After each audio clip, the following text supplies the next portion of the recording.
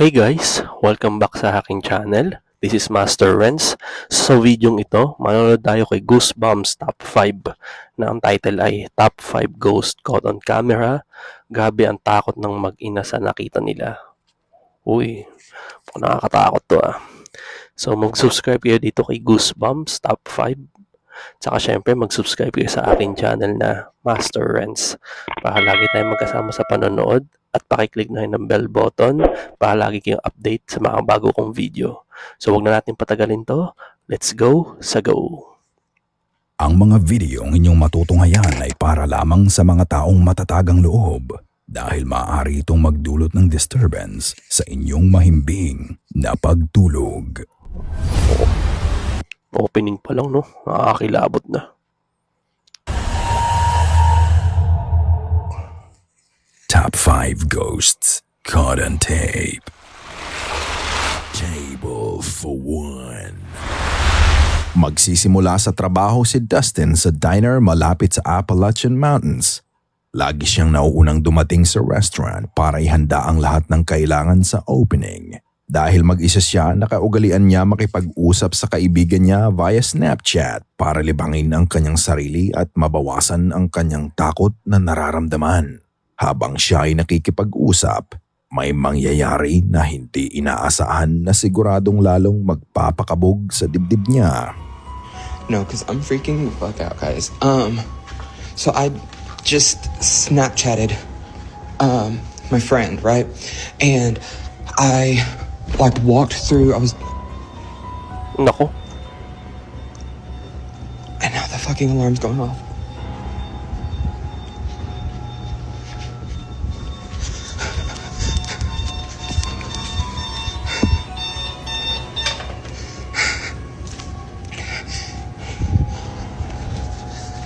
So I was walking through here, and whenever you get right here, you can see something fucking behind me.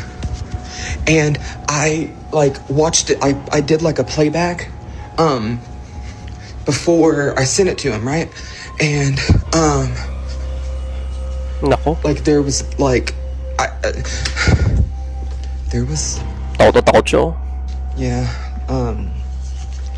I just got to work and I feel like all day today I felt bad.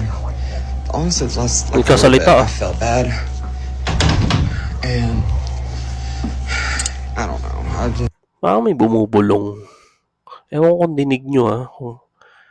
Parang may bumubulong eh. I feel like I need to go to the doctor, but I'm constantly just nauseous, and I don't really know why. I have tried to. Makita nyo, isa pa nga. And I don't really know why. I have tried to Katakot yun. take medicine for it and stuff, but I don't know. It doesn't seem like it really does anything.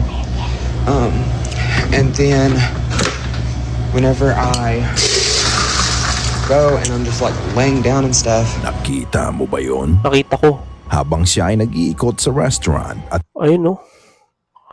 Tingnan nyo oh. Ang creepy. Nakakatakot yun. Sa opening kayo lang mag-isa. nakikipag-usap sa kaibigan niya, bigla na lang siyang may nakuha ang figura sa dinaanan niya. It looks like a dark cloaked figure na nakamaskara. Comparable ang entityng nahagip niya kay kamatayan. Ito ay may maputing mukha at sobrang itim na mga mata. Bukod doon, ilang beses din na may lumabas na disembodied voices sa video niya. Ayun o, meron nga. I felt bad to something. Hindi malinaw ang boses pero parang sinabi nito na hi again. Something.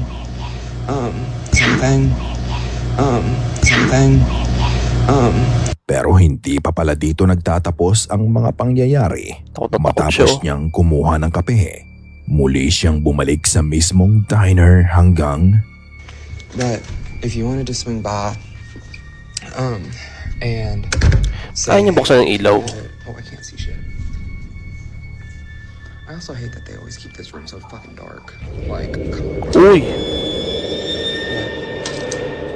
guys. Yeah, if you wanted to swing by and say, hey, then, you could. Nagpakitang muli ang dark-cloaked figure sa likod niya. Hindi ito gumagalaw at pinagmamasdan lang siya. Naging tuloy-tuloy pa din ang pagpaparamdam sa kanya ng espiritu sa restaurant. Pero ano sa tingin nyo? Is it a ghost or an elaborate hoax?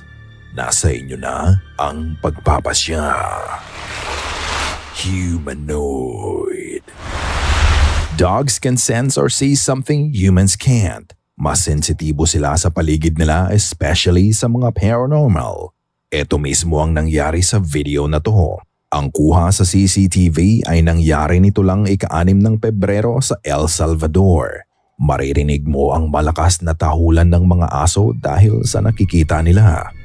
Pagkatapos noon, ito ang nangyari.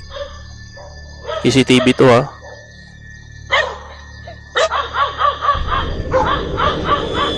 Ayun.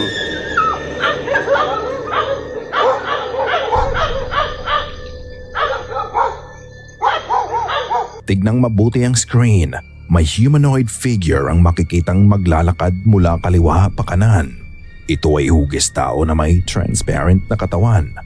Ang entity ay nilapitan ng mga aso at halos atakihin pa nga ng isang aso ang humanoid being. Ang entity ay bahagyang nag-react sa paglapit ng aso sa kanya, pero ito ay tuloy-tuloy pa din sa paglalakad.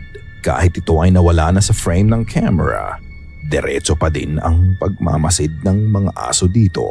Ano sa tingin niyo ang nangyari? Tapang nung aso, no? Tapang nun. Yun yung magandang kasama. Yung kahit natakot ka na sa mga ganyan lugar, tapos may kasama kang aso, kahit mga 2-3 aso, kakahula lang nila. Kahit pa paano nakakaalis ng takot yun eh. Ito ba ay glitch sa CCTV o totoong multo na nakuhaan sa camera? Kayo na ang humusga. The Swing. Ang playground ay isang lugar na pinupuntahan ng mga bata para maglaro, maglibang at magsaya. Dito din na-develop ang ilan sa kanilang social skills dahil nakakasama nila ang ibang mga bata sa palaruan. Pero sa videong ipinaus ni Nadia, hindi lang pala mga bata ang naa-attract dito dahil sa gabi, buhay na buhay pa din ng mga playground para sa mga batang espiritu na mga namatay na. Uy!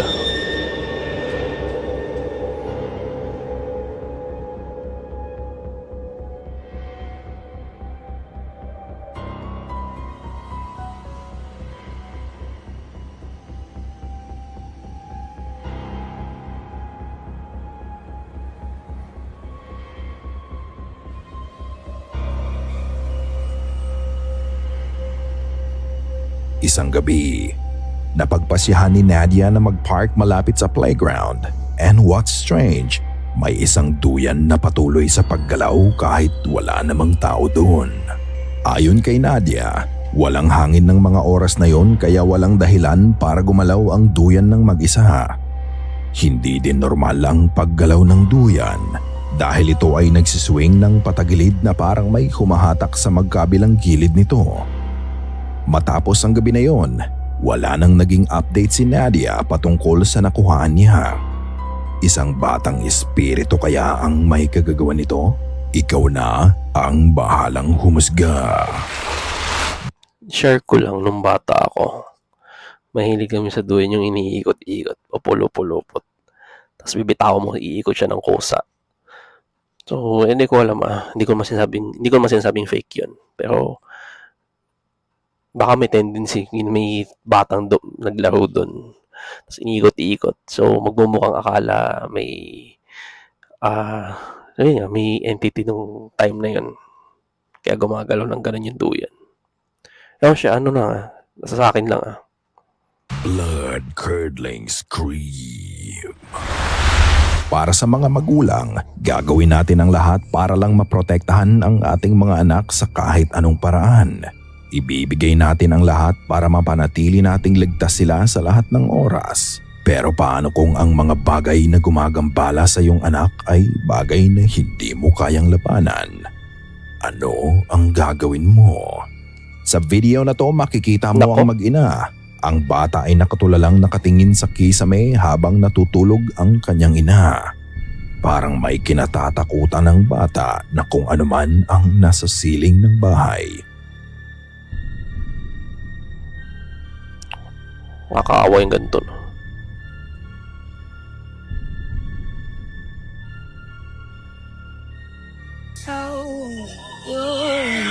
Nako.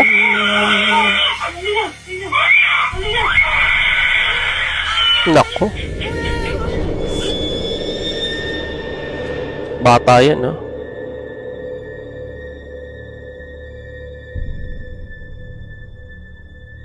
Sa simula nakatingin ang bata sa kanyang ina hanggang sa makita nito kung anuman ang nasa kisame.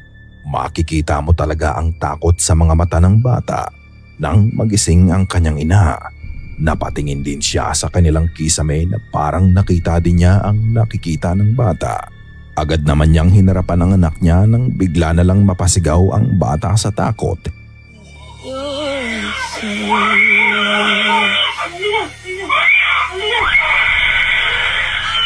Hinila niya ang bata papalapit sa kanya at inakap. Tinakpan din ng bata ang kanyang mga mata para hindi niya makita kung anuman ang kinatatakutan niya. Saka pa lang ito kumalma. Parang may sinister being sa kisame na talagang nagpapakaba sa kawawang bata. Ano sa tingin mo ang nakita ng mag-ina sa kisame nung oras na yun? Wala na ding naging update tungkol dito. But I hope okay lang ang bata ngayon at sana hindi na bumalik pa ang nakita nila nung gabi na yun. Kawawa yung ganyan. Yung mga bata. Na sila yung parang sabi, madaling o madalas pinagpapakitaan ng mga entity. Kasi nga bata. Tsaka doon sa video, base sa video, mukhang hindi umaarte yung bata eh. Mukhang legit yung nakita niya. So, yun nga. Importante naman dyan eh, magdasal lang. Lalo sa mga bata, dasal lang. Music Toy. Ang susunod na video na inyong mapapanood ay nanggaling kay Sarah. Isang gabi habang siya ay nagpapahinga sa sofa sa kanilang living area, bigla na lang tumunog ang music toy ng kanyang anak. Ayon sa kanya, wala namang unusual na nangyayari sa bahay matapos nilang lumipat dito. Madalas ay may mga kamag-anak pa nga silang bumibisita doon kaya palaging maingay sa bahay. Matapos niyang marinig ang music toy na tumutunog ng mag-isa, Ay, pinuntahan napanood ko niya na ang to. kwarto ng kanyang baby. My daughter's been asleep for 2 hours. Alam ko to.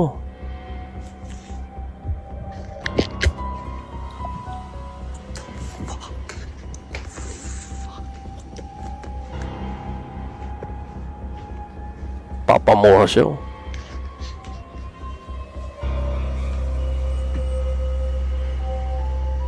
Nako.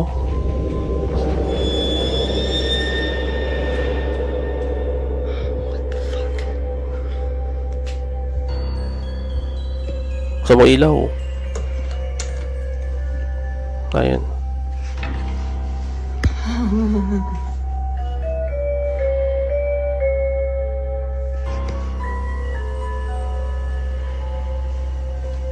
She's all the way over there. Bata na. How is this standing up perfectly upright and turned on? She can't reach that. Buti hindi nagising yung bata. Kasi kung magigising yan, matatakot talaga siya dyan eh. Tsaka nagtataka lang kung ba't iniiwanan. Iniiwanan ng mga magulang. Ewan ko ah. Para sa akin, dapat hindi iniiwanan yung mga anak na ganyan. Lalo na pag may entity. Ako, kakatap. Magiging trauma ng mga bata yan hanggang sa paglaki.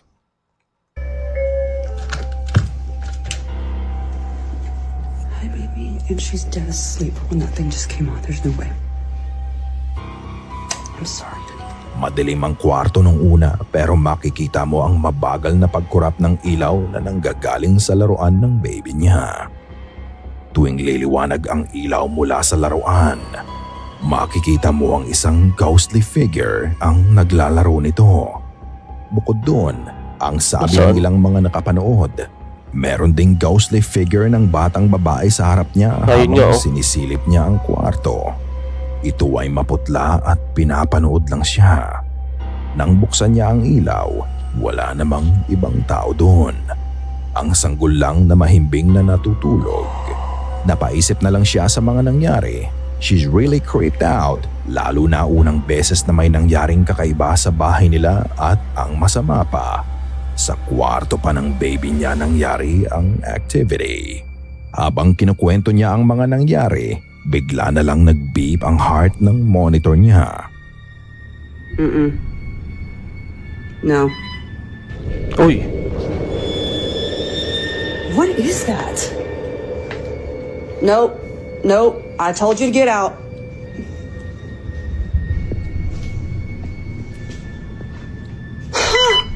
naku. My fucking heart monitor battery just drained. My sensor battery just drained. That's what's going off right now. Para makapag-manifest ang espiritu, kailangan nila ng enerhiya na pwede nilang paghugutan ng lakas. Hinigop nga ba ng nagpaparamdam sa bahay ang energy mula sa battery ng heart sensor niya? Kayo na ang bahalang humusga.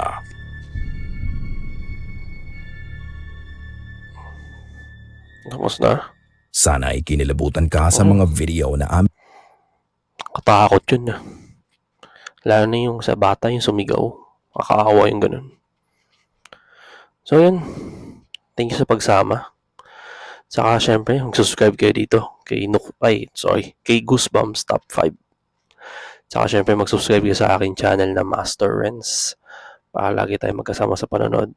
Thank you so much po sa pagsama. Ingat po kayo palagi.